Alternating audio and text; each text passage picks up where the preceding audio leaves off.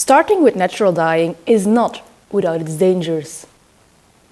I mean, it starts off very innocently, like a little dabbling with onion skins, maybe a sprinkle of madder root, but then your brain turns into something like this. Hey, good evening, my fair pixies and gentle goblins. Welcome back to your favorite late night show, Will It Die? And after last week's mega win of our contestant Onions, it is time for another kitchen favorite, potatoes! And you know what we like to do with potatoes, don't you? Boil them, mash them, stick them in a stew. And that's exactly what we're going to do. My husband and I recently have started buying directly from local farmers. And from one of these farmers, you could get a surprise pack of vegetables, which was very enticing and brought us some very lovely results. One of those surprise vegetables was potatoes, but not just any potato.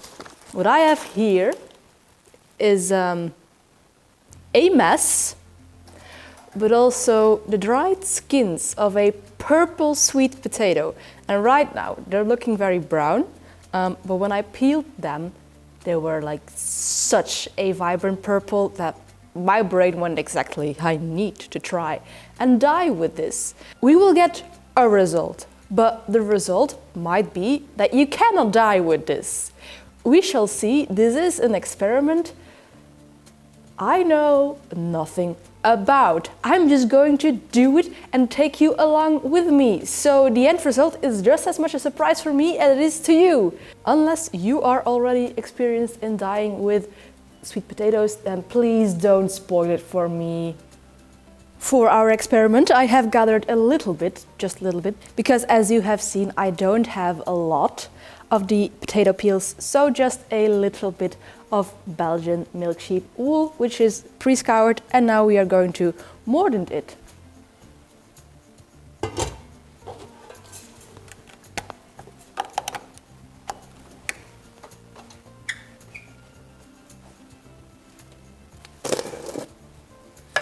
And for the mordanting, we shall use alum. And now let us pay homage to the one and true hero of the Lord of the Rings trilogy. And let's boil and mash them and stick them in a stew.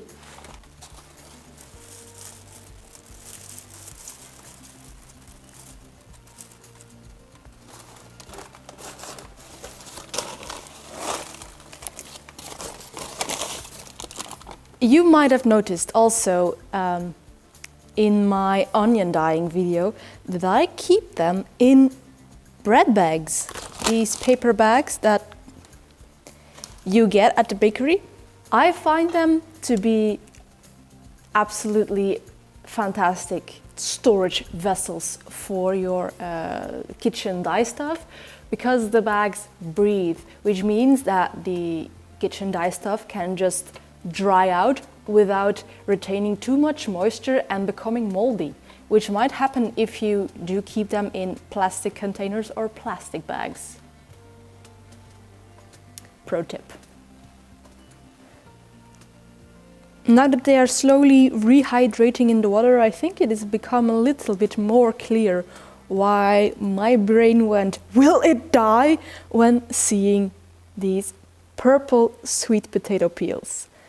Doesn't it?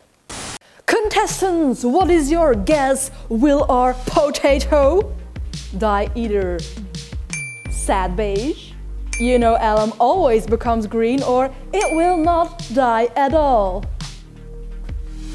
Put your guesses down in the comment section. We will return to you after this short break. It has been about an hour since we have put our potatoes in the pot.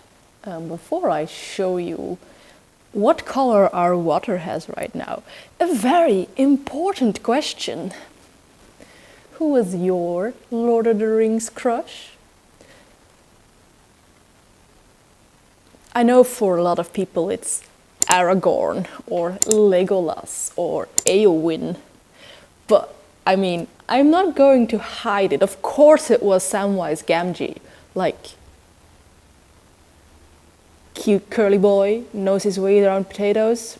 Let me know in the comments. Who is your Lord of the Rings crush? Or just your favorite character? Oh, and don't be ashamed if it's actually Gollum.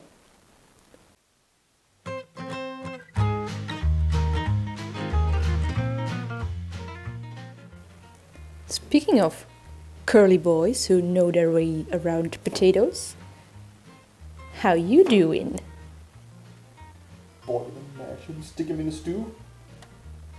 3, 2, 1.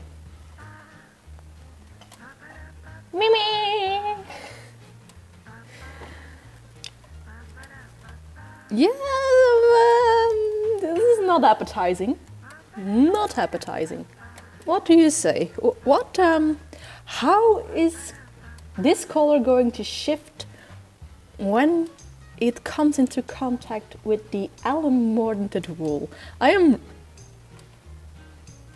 really curious.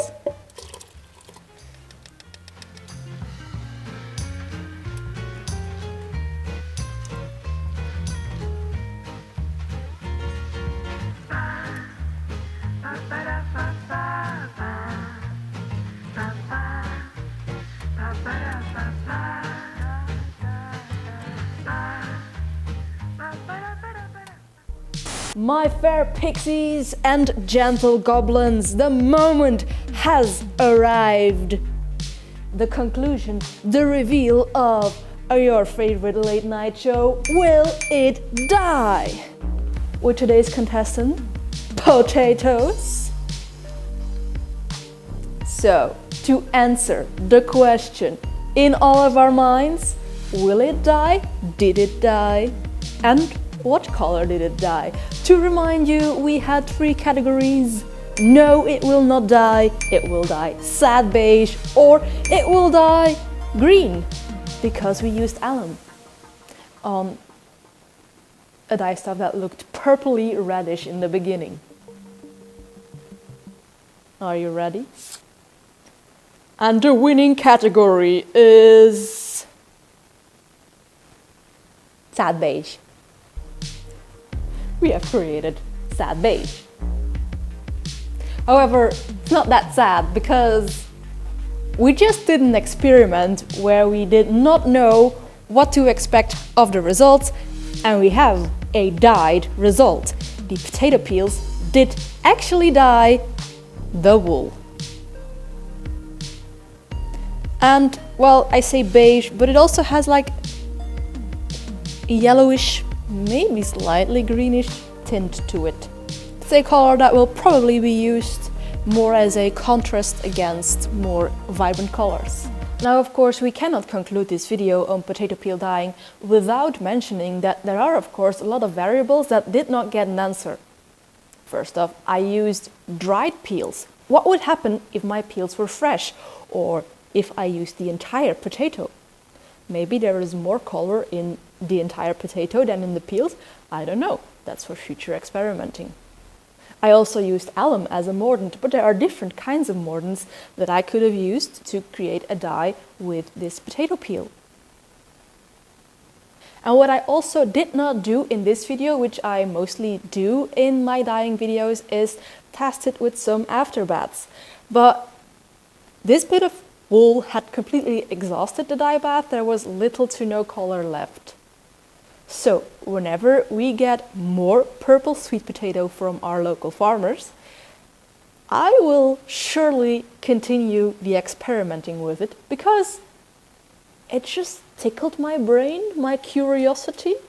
What about you? What are some weird, maybe a little bit unorthodox dye stuff that you have experimented with lately?